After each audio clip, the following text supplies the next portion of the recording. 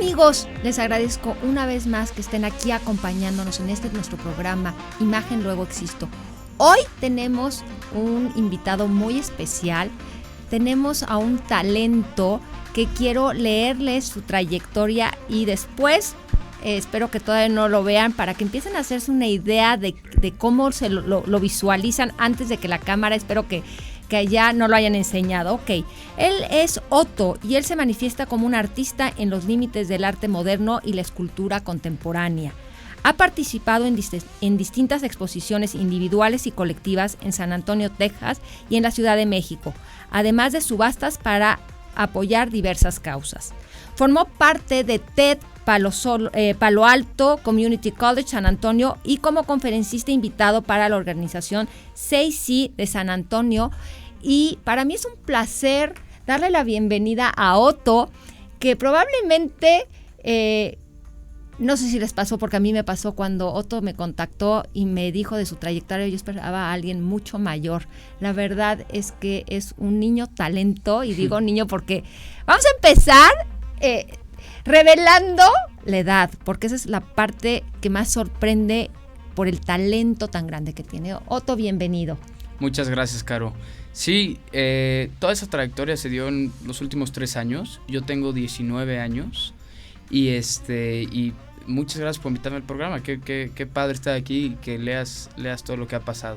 Claro, y creo que no leí todo porque yo sí tuve la fortuna de trabajar, justamente a Otto lo conozco, porque tuve la fortuna de trabajar con él como su coach, pero quiero que él nos platique qué ha sido, cómo inicias como artista, a qué horas te descubres, y vamos a tratar después de poner algunas imágenes para que vean la magnitud de artista que eres, porque eres un artista internacional. ¿Cómo nace este artista?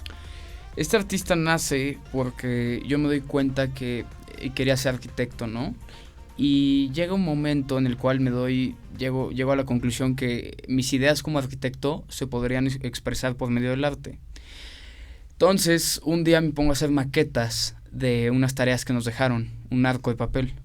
Y una vez que tengo este arco de papel, descubro que puedo hacer esculturas con papel, maquetas. Hago mi primera escultura, hago un hashtag. Yo para este entonces ya estaba estudiando figura humana y acrílico en una escuela en la del Valle. Aquí es donde empiezo a explorar lo que era la pintura y el mundo del arte en México. Cuando yo hago la maqueta del hashtag, un tiempo después, me doy cuenta que la escultura tiene una fuerte conexión conmigo. Entonces aquí es cuando empiezo a desarrollarme como escultor y no tanto como pintor. De alguna forma así es como encuentro mi camino por el arte, por hacer tareas y porque me gustaba pintar. Ok, y entonces empiezas, y digamos que empiezas por accidente, empiezas como hobby, empiezas por un gusto personal.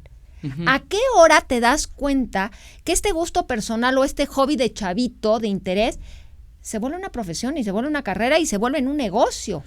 Una vez que empiezas a hacer esto como artista, y como yo lo veo en mi opinión, te das cuenta que es una profesión cuando no lo puedes dejar de hacer. Okay. Cuando ver una hoja blanca es adictivo, ¿no? O sea, ver una hoja blanca y tener tu pluma o tu plumón y trazar dibujos y trazar cosas y verlo y no poder dejarlo en blanco, ¿no? O sea, yo mi cuarto, una vez que yo empiezo con esta energía de artista y me empiezo a meter en temas como de graffiti o en temas de escultura, en temas de pintura, y empiezo a adquirir nuevos materiales, ¿no? Entonces empiezo a comprar plumones. Y un día veo mi cuarto blanco, todas las paredes blancas, y digo, no. Y me pongo a pintar caras y me pongo a pintar figuras en las paredes, ¿no? Hoy en día veo un espacio y digo, una escultura puede ir así, así y así, ¿sabes? O sea, ya es algo que empieza a estar trabajando diariamente, ¿no? Especialmente en la narrativa visual que llega y cómo la expresas.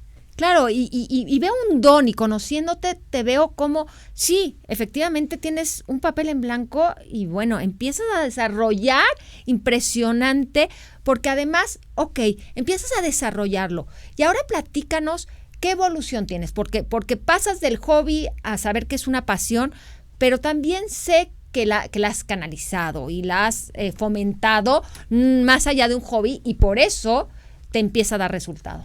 ¿Qué pasa? Yo lo veía como hobby y sí, lo veía como una escapatoria de mi vida diaria, lo veía como algo que me daba tranquilidad. Esto se vuelve una pasión y algo profesional cuando me doy cuenta que puedo vivir de ello. Entonces, una vez que yo me doy cuenta que puedo recibir una estabilidad económica de esto y seguir produciendo mis cosas, esto me llena de felicidad. Y aquí es cuando me doy cuenta que tengo que dejar aparte todo lo que me distraía, que era desde el deporte, la escuela, y enfocarme en esto que era el arte, ¿no? Entonces, una vez que me enfoco al 100 en mis piezas, es cuando empiezo a crecer. Empiezo a invertir en material, empiezo a invertir más en el conocimiento, ¿no? Contrato un curador.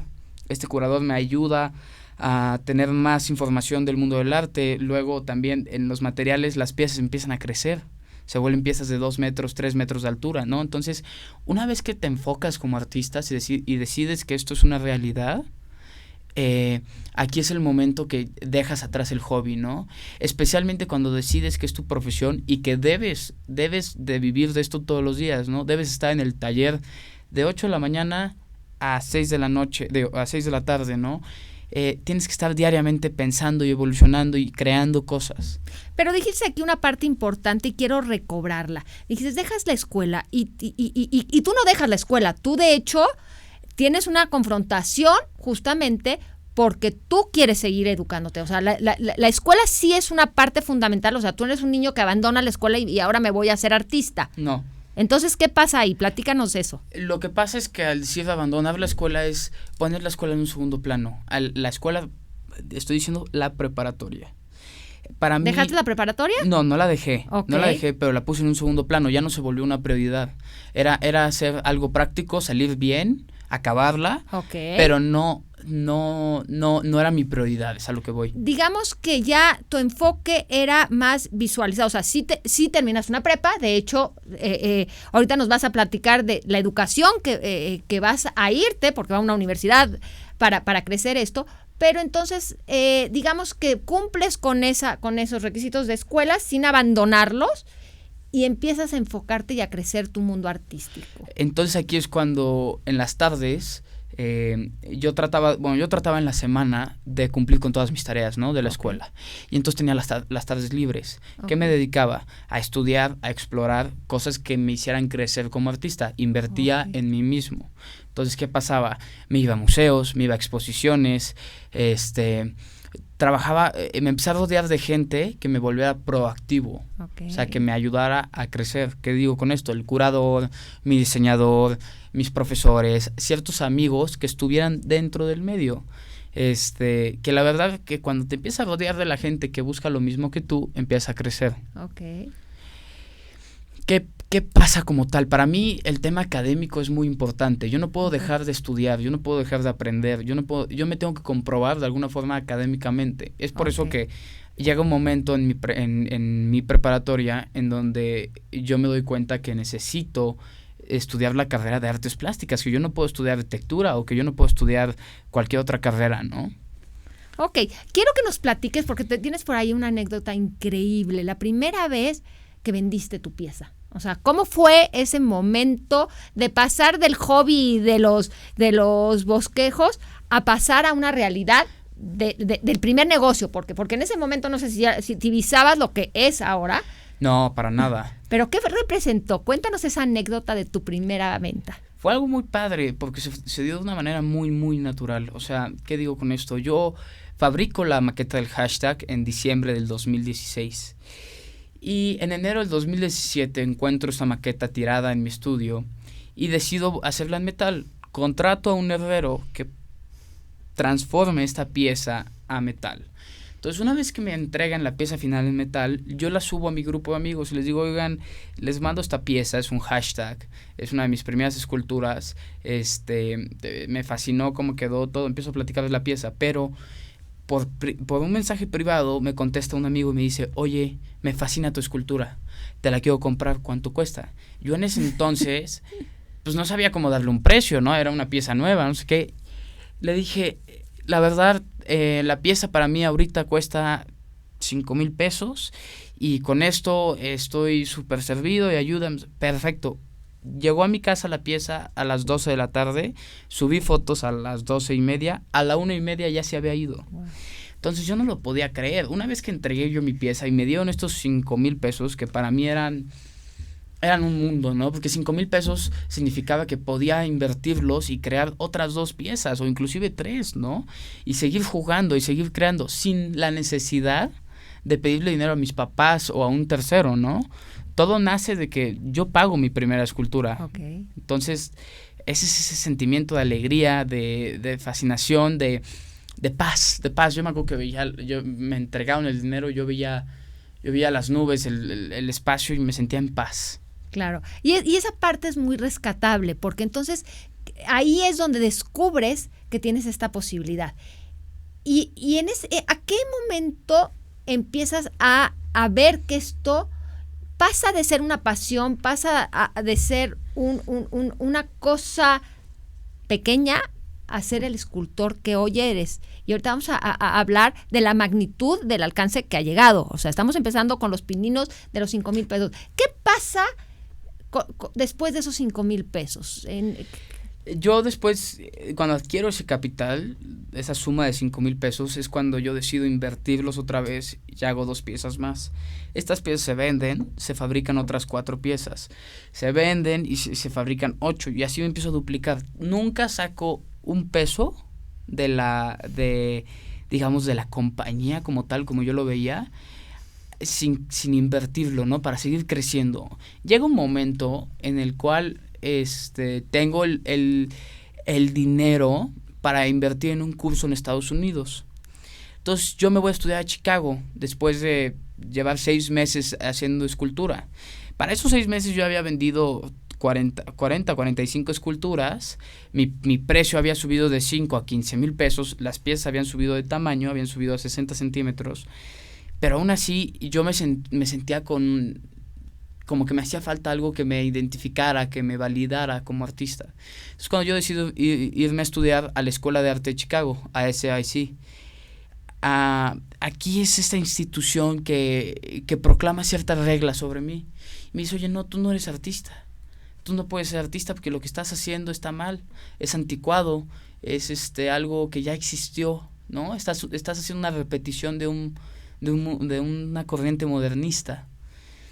Esto me pega mucho y me llena de tristeza, estimada Caro. Pero más o menos fue el camino que seguí. Y una vez que yo regreso a México, es que me encuentro con esta galería que se llama Estudio Actual. Y de la nada, esta galería Estudio Actual me da mi primera exposición. Entonces, yo venía de un lugar en donde me habían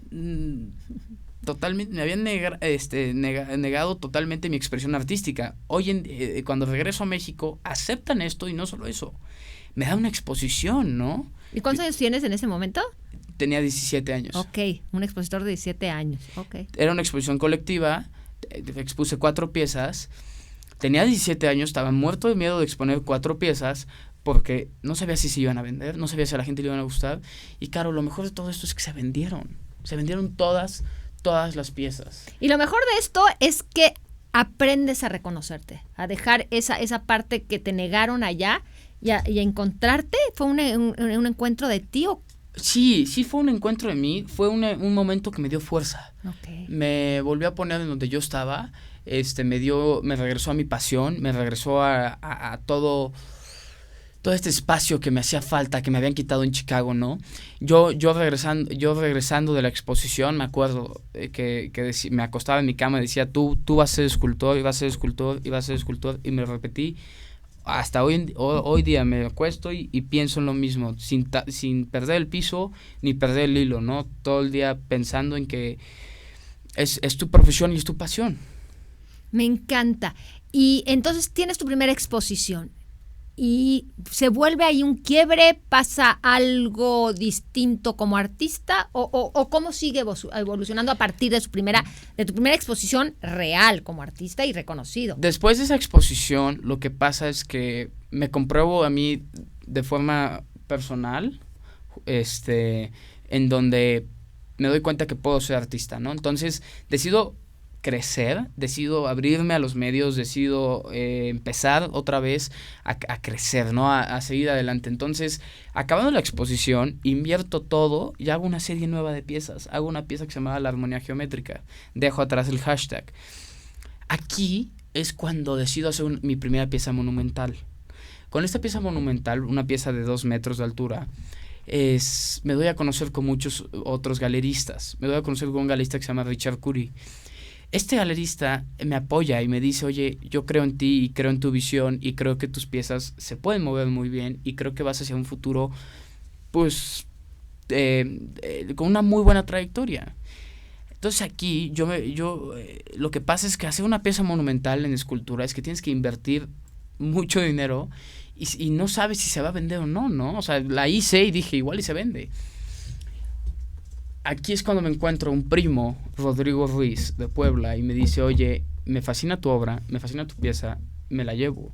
Y me compra esa pieza por 60,000 pesos. Ok. Hoy en día esa obra vale 120,000 pesos. O sea, el doble de lo que él me la compró en el 2017. Ok. Dado que han pasado demasiadas cosas, ¿no? Desde el 2017 para acá. Y esta persona, lo más padre y lo que a mí más me llena es acordarme de este momento de cuando adquirió la pieza.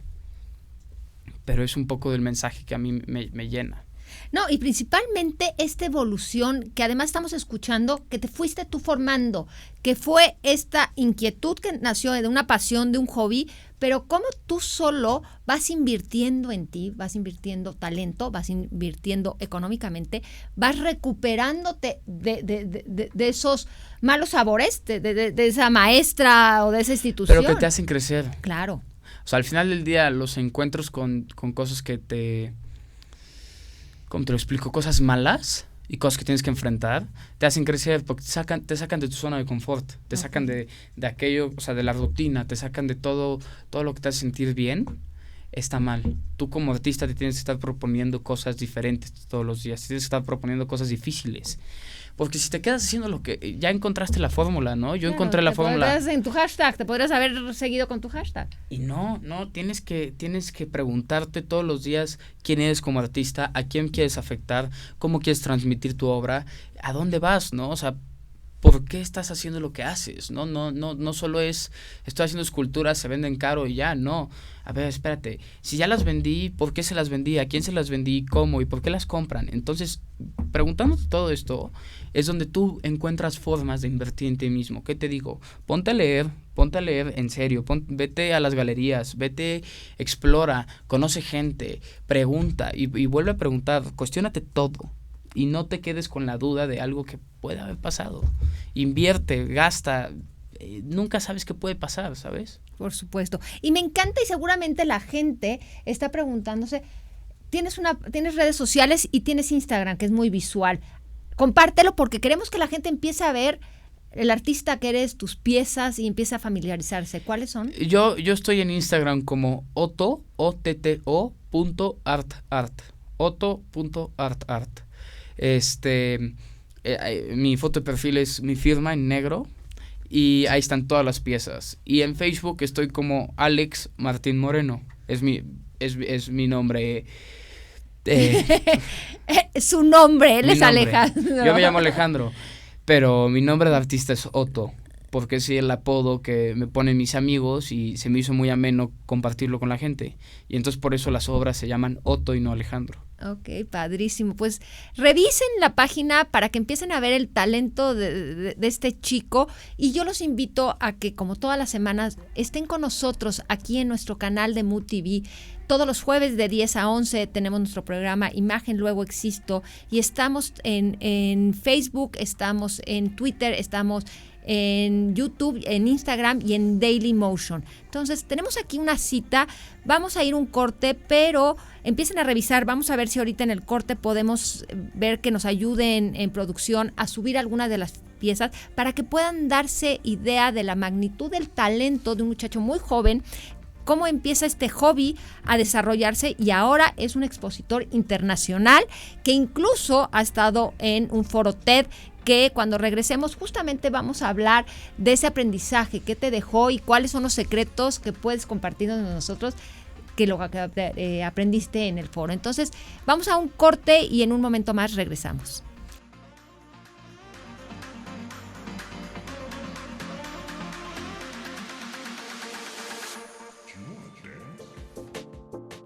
Desde que llegamos a este espacio, lo primero que empezamos a hacer fue buscar contactar con la comunidad cercana y pues ahí poco a poco ha sido participante de la creación y la construcción de este espacio. Cada elemento que tenemos aquí ha sido construido a partir de un taller, de un tequio, de un evento donde invitamos a las personas a venir a aprender y a construir, sembrar y pues aportar a este proyecto. Cada vez más vecinos participan en nuestro programa de composteo comunitario. Hemos estado mapeando qué iniciativas, o sea, qué efecto igual está teniendo el huerto como un agente, digamos, de inspiración y donde las personas vienen, aprenden, participan, se inspiran y pueden llevar estas prácticas a sus espacios. Que cada persona tenga la facilidad de ir a su casa, quitarse todos los miedos de que tal vez no les va a salir muy rápido ni nada, pero a partir de este proceso de aprendiendo haciendo, que puedan ir mejorando y que puedan ir entendiendo muchísimo más los procesos que lleva la tierra, los procesos naturales, y que cada uno sea independiente de producir sus propios alimentos. Los huertos son espacios donde tienes la posibilidad de cerrar los ciclos y de no generar tanto desperdicio de alimento, acercando alimentos de calidad, porque ese es otro tema, ¿no? ¿Cuál es la calidad que está produciendo la agroindustria en alimentos, el efecto que está teniendo en el planeta, en las comunidades, en la salud de las personas que lo producen y en la nuestra?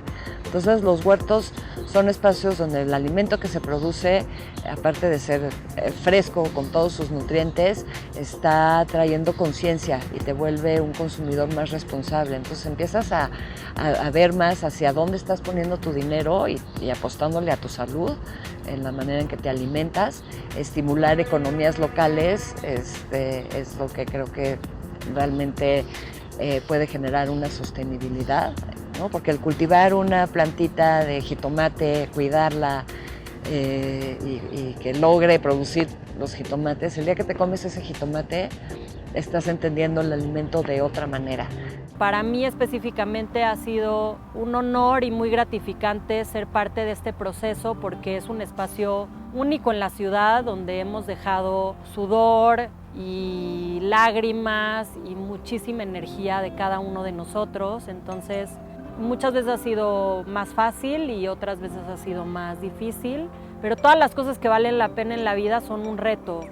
Hoy, volteando hacia atrás y viendo que llevamos aquí 6 años y que llegamos y habían montículos de basura y ver cómo el espacio se ha ido transformando es increíble, porque entonces comprobamos que lo que nosotros pensábamos y soñábamos para este espacio es real.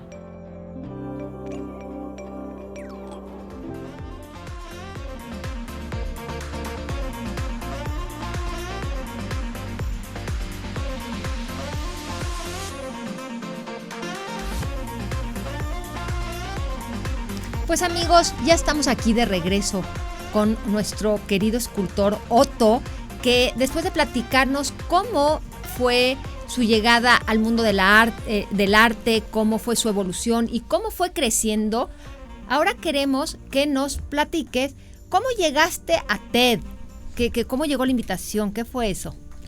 Pues fue algo muy interesante. Yo llegué a TED porque mi galerista Adriana Cisneros, de Art Legacy en San Antonio, me propone a dar unas pláticas a unas fundaciones en San Antonio. Entonces, una de las fundaciones estaba en la Universidad de Palo Alto, en San Antonio, Palo Alto Community College. Y esta universidad estaba el director de la plática TED, se llama Tony Longoria. Tony me comenta, oye, me fascinó tu plática, porque yo fui a dar una plática de Art Economics y cómo un artista debe ser un emprendedor en el mundo del arte. Y entonces a Tony le gusta mucho mi plática, me dice, me fascina tu energía, me fascina tu edad, me fascina tu arte, ¿podrías darnos una plática TED? ¿Te interesa? Y bueno, yo estaba fascinado, ¿no? Porque a quién no le gustaría dar una plática TED, ¿no? Claro. Para todo esto me lo dice en abril y me aceptan hasta junio y me empiezan a pedir la plática TED en agosto. Y es cuando te contacto, Caro. Ok, y vamos a hacer un paréntesis porque las fechas suenan como muchos tiempos, pero la verdad es que para cuando te contactan, platica que tú estás en un viaje con amigos de prepa totalmente relajado y nada conectado con esto. Lo que pasa es que me contactan, me dan la luz verde de que ya entré en junio y me dicen, necesitamos tu tema para agosto. Perfecto, y yo me voy a mi viaje con mis amigos, un viaje de 15 amigos y nos vamos a toda Europa, en donde yo me desconecto totalmente del trabajo, me doy mi verano y en agosto me hablan y me dicen, tienes 2 semanas para darnos tu plática y tu tema y todo.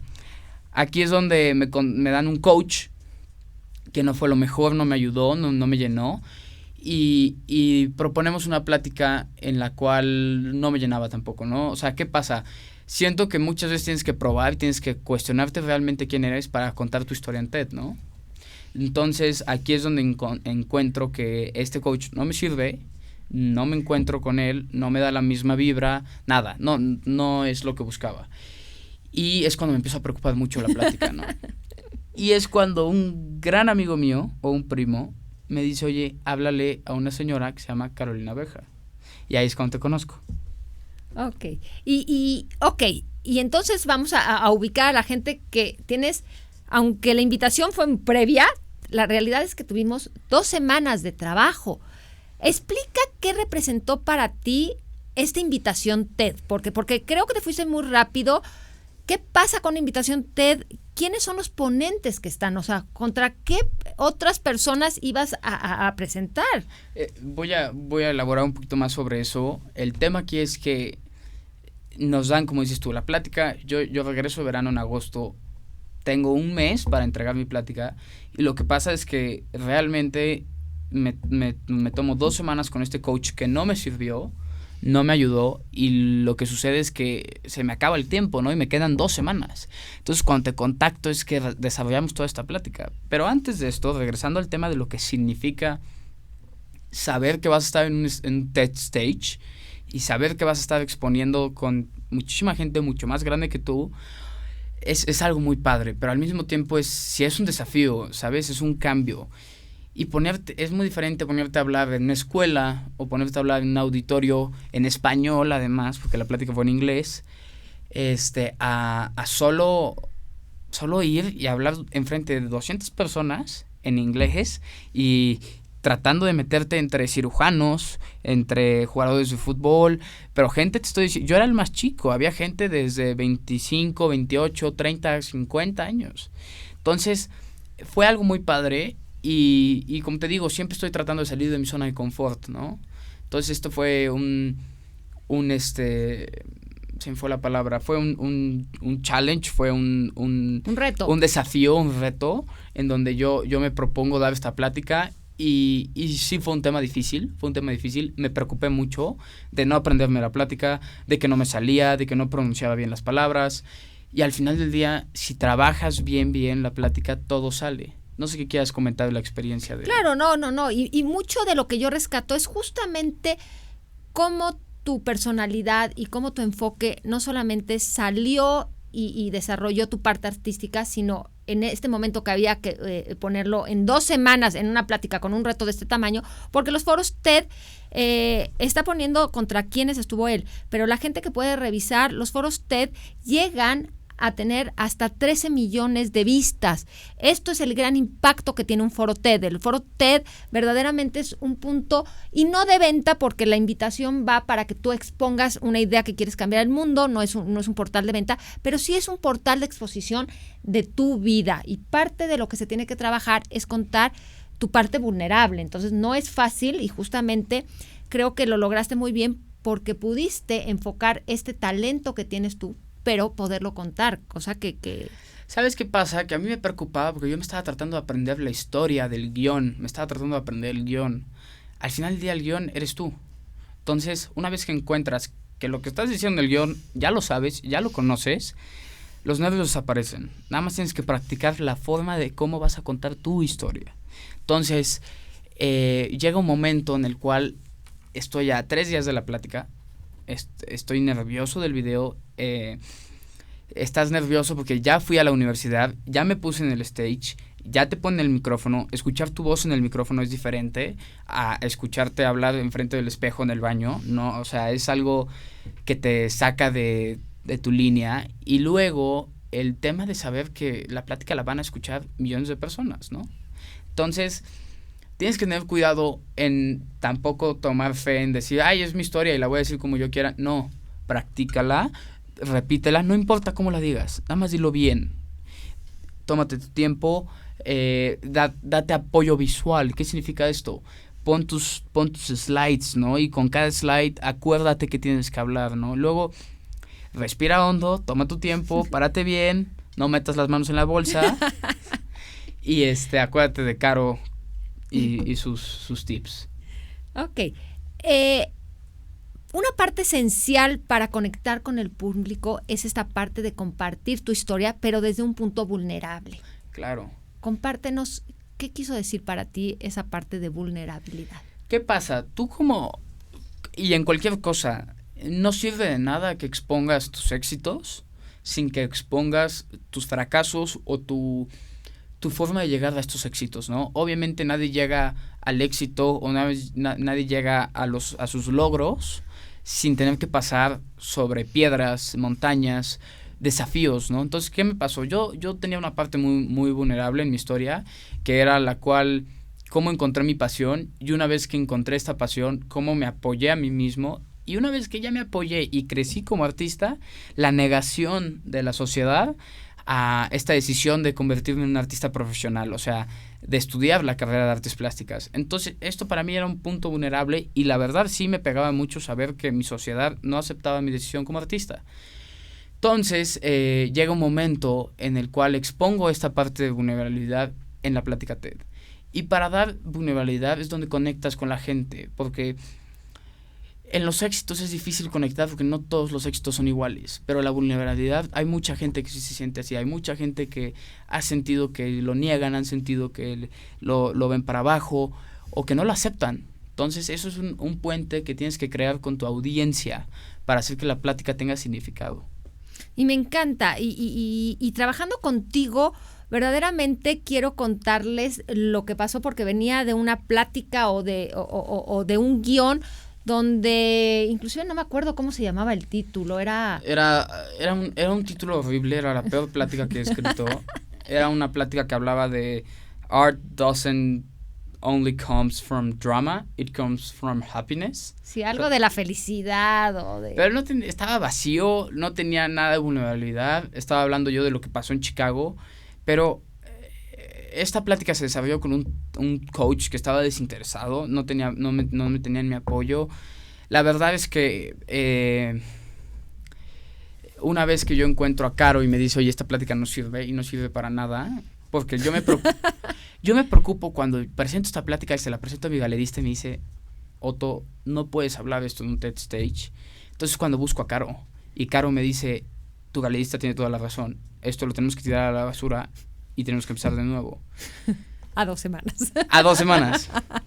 La verdad es que para este proceso sí estuve escribiendo mucho. Con Caro nos echamos sesiones de 8 de la mañana a 11 de la mañana, a 12 de la tarde más o menos, en donde escribíamos y yo le platicaba mi historia y ella me decía, y dime por qué, como diría el psicólogo, no saben cómo me cuestionó. Pero sí ayudó, y sí ayudó a cuestionarte, porque tu historia se tiene que decir bien y no puedes omitir cualquier detalle. O sea, tú conoces tu historia, pero la gente no, ¿sabes? Entonces esto implica que tienes que decir todo para que se conecte bien. Es una forma que, claro, me explicó, porque tú conoces tu historia, pero si no la explicas bien y si no das todo el material, ¿de qué sirve? Claro. Y ahora, bueno, ya hablamos de la plática en sí. Ahora cuéntanos, trata de conectarnos con ese momento que estuviste ahí, cuando ya estás, y los que sepan de TED, es un círculo rojo, en el momento que te paras ahí, ¿qué viene a tu mente? ¿Qué pasa más allá de lo que tienes que decir? ¿Qué pasa ahí como artista, como un joven de 19 años, pero que ya has alcanzado muchísimas cosas? Ya tienes un éxito internacional como escultor y ahora estás frente a un público que tienes un potencial de llegar a un público mundial. O sea, esta parte exponencial. ¿Qué pasa en la cabeza de Otto? La verdad, cuando yo llego a San Antonio, que es donde fue la plática, llego 3 días antes. Entonces, cuando yo llego al TED Stage 3 días antes y lo veo y me paro en el círculo, digo, uy, me voy a trabar, nervios, todo este tema. Me paso practicando solo en una casa, yo solo la plática. Y una vez que llego el día de la plática y me paro en el círculo, me pongo en piloto automático. Me concentro, elimino cualquier distracción, elimino al público, elimino los pensamientos negativos, pensamientos que te distraen, ¿no? De que hablé bien, me paré, no importa. Habla lo que tengas que hablar y dilo bien como lo has practicado. Me paré en el círculo y entré en un piloto automático. Me moví de acuerdo a las instrucciones, en triángulo, a izquierda, derecha, todo este tema. Hay un protocolo de cómo moverte adentro del círculo TED. Pero cuando te paras en el círculo rojo y ves a toda esa gente escuchándote, es muy, muy impactante. Pero lo que tienes que hacer es desconectarte de todo este tema visual, concentrarte en 2, 3 puntos, ir variando, pero no tratar de dejarte llevar por la audiencia. Claro, claro. ¿Y qué fue cuando sales? O sea, ya conectamos con ese momento. Cuando sales de ahí, ¿qué pasa? ¿Cambia algo en tu vida? Padrísimo. Fue un momento muy padre porque para mí, en mi vida, lo más importante que hay es mi papá, ¿no? Mi papá es mi mejor amigo y todo. Entonces, ver a mi papá llorando, viendo mi plática, fue algo que tuve que evitar, ¿no? Porque yo me iba a trabar, yo no podía ver a mi papá llorar escuchándome. Entonces, una vez que me salgo de la plática y pienso en todo lo que dije y todo lo que pasó, wow. Y lo peor de todo es que trabajas 2 meses y más tiempo inclusive, y trabajas intensamente sobre la plática y en 10, 12 minutos se acaba, se va. Y te quedas solo ya sin el proyecto, se acabó el proyecto, ya diste la plática y vámonos. Te sacan, das 2, 3 entrevistas y lo más padre para mí fue recibir al público, o sea, a la gente personalmente que me conoció y, oye, qué padre plática, tu historia y no sé qué. Eso estuvo impactante, saber que mi TED Talk afectó a otras personas, ¿sabes? A otro tipo de audiencia. Y pues bueno, del otro lado también está mi familia, ¿no? Mi familia, mi galerista que estaban ahí presentes, que estuvo muy padre también sus comentarios, pero saber que un individuo externo a mi vida que no conocía mi historia, le impactó mi historia, eso fue lo más padre. Y me encanta esto que estamos escuchando, porque sí, es una historia de éxito, pero que fue contada desde la vulnerabilidad y ya está subida en la página de TED específicamente. ¿Cómo se llama la plática? Recuérdanos. I was trying to become an entrepreneur and I ended up as an artist. Ok. Y la frase principal de la plática es: no hay más realidad que la ilusión. Esto significa que si trabajas por tus sueños, es posible que existan, ¿no? Y tú eres el responsable de que esto se vuelva una realidad. Y es una gran enseñanza, o sea, de un niño de 19 años que actualmente ya es un gran escultor internacional, que ya tiene piezas alrededor del mundo, que ya entró a la universidad, y parte de eso es el seguir creciendo, el no quedarte en esta área de confort. Hemos estado presentando algunas de sus piezas, pero si quieren ver más de sus piezas, repíteles tus redes sociales. Estoy en Instagram como otto.artart, otto.artart. Aquí pueden ver todo lo que publico, pueden ver mis piezas. La verdad, yo ya me quedan 2 meses aquí en México. Me aceptaron hace un mes en la Universidad de Pasadena, California, en Art Center College of Design. Y voy a estar subiendo todo lo que pueda antes de irme. Bueno, entonces vamos a ir a un corte y vamos a regresar para terminar esta plática de todos los aprendizajes que podemos tener, de cómo se puede lograr el éxito y cómo se puede encaminar el éxito desde la trayectoria de un muchacho de 19 años. Vamos y regresamos.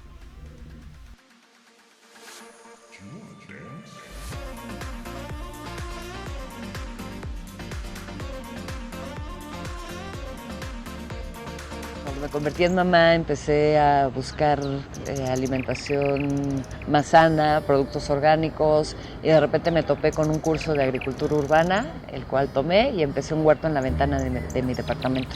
La experiencia de cultivar una parte de mis alimentos y de ver florear una lechuga, específicamente descubrir que las lechugas floreaban, fue como mi momento donde me di cuenta de lo desconectados que estamos las personas que vivimos en la ciudad de todos los procesos de producción de los alimentos que consumimos.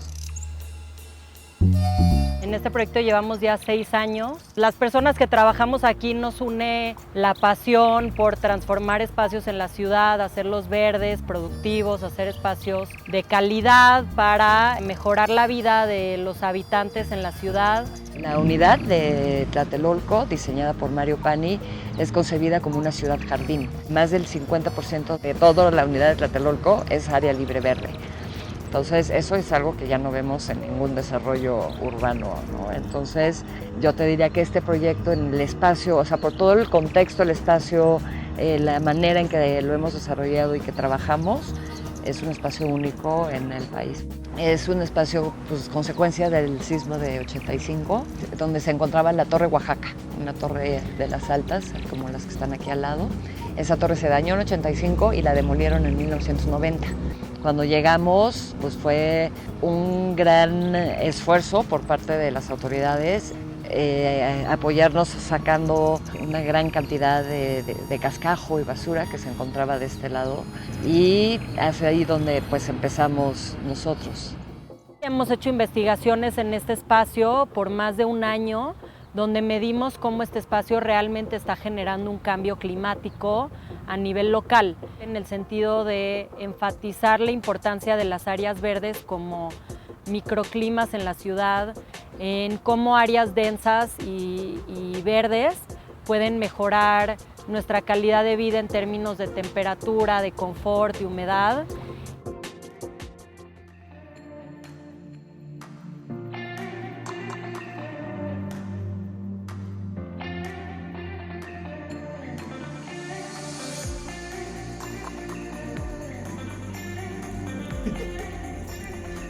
Amigos, ya estamos de regreso aquí en nuestra última parte de nuestra entrevista con Otto. Terminando de hablar, ya revisamos toda esta parte de cómo inició, cómo creció, cómo llegó a la fama, cómo está en la fama, y después cómo esa fama o esa oportunidad se le presenta de estar en TED, en un foro TED. Y ahora, este bloque quiero que nos hables como un joven que encuentra su pasión y encuentra su camino de manera muy temprana, porque inclusive no has acabado la escuela cuando aprendes que lo que quieres ser es un artista.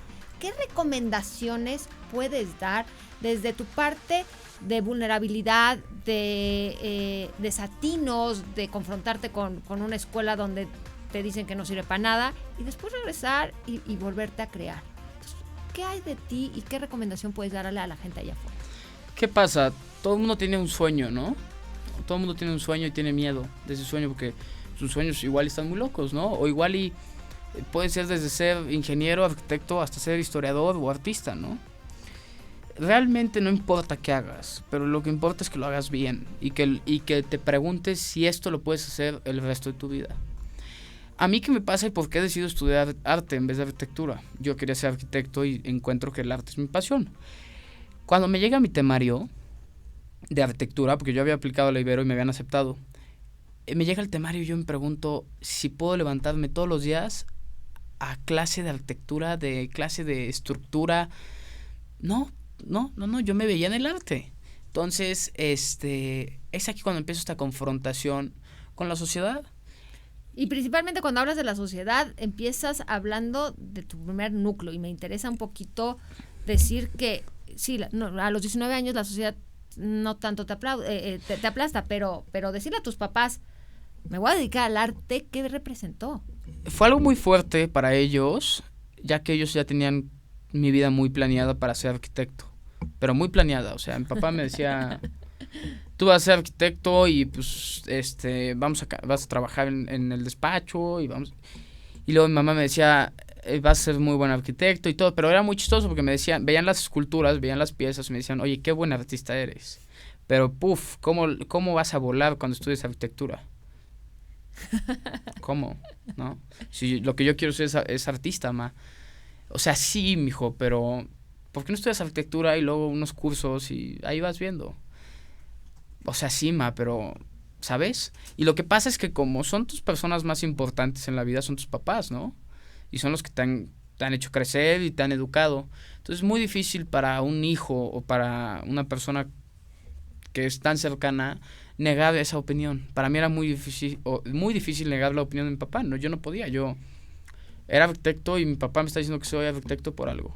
Entonces llega un momento en el cual me doy cuenta que era muy fácil cuando alguien te decía, ¿qué vas a estudiar? Arquitectura. Ah, qué bien. Te vas por el camino seguro. Y cuando les decías, es que quiero ser artista y quiero estudiar arte. No, estás loco, no sé qué.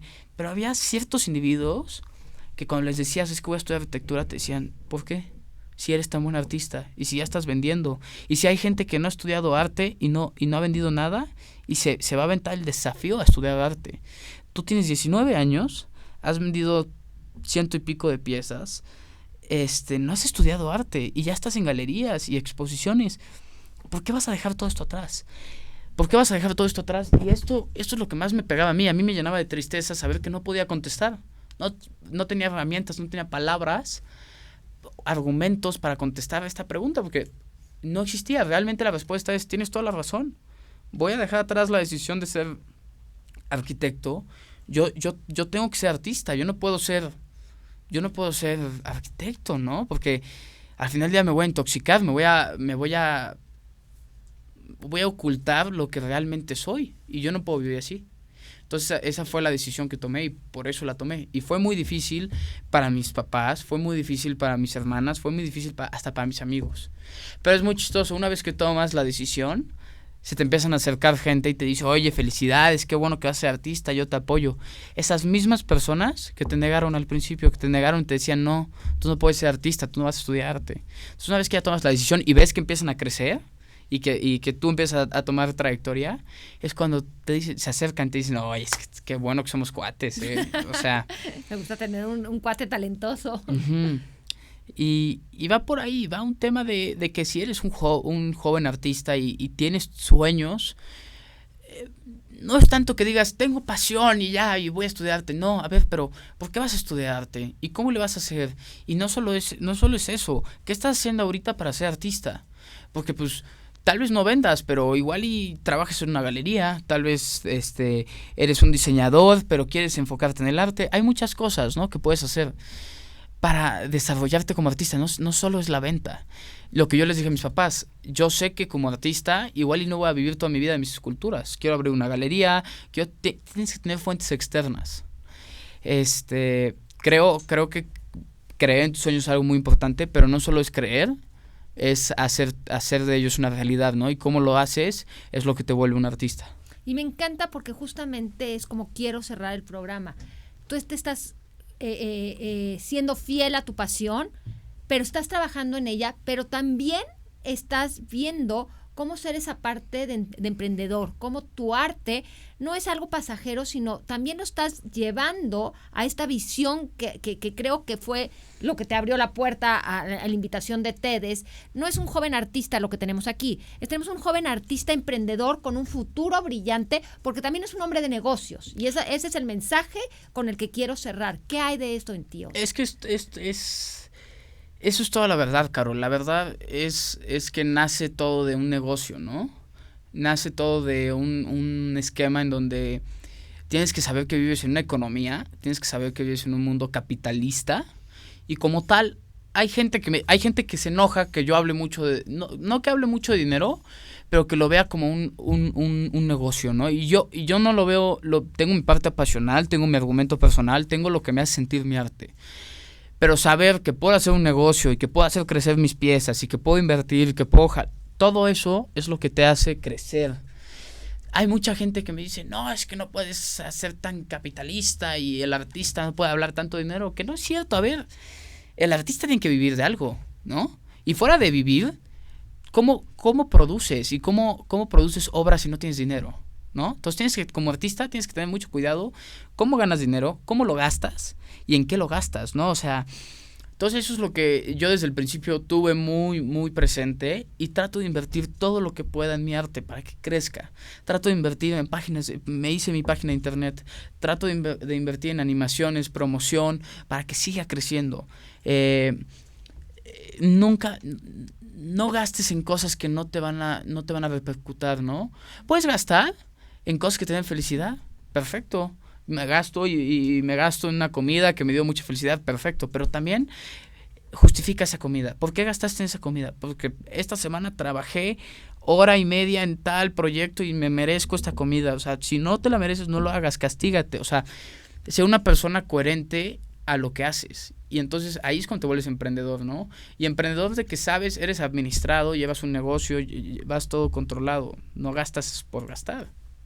Y eso me encanta, porque justamente por eso era el invitado de hoy.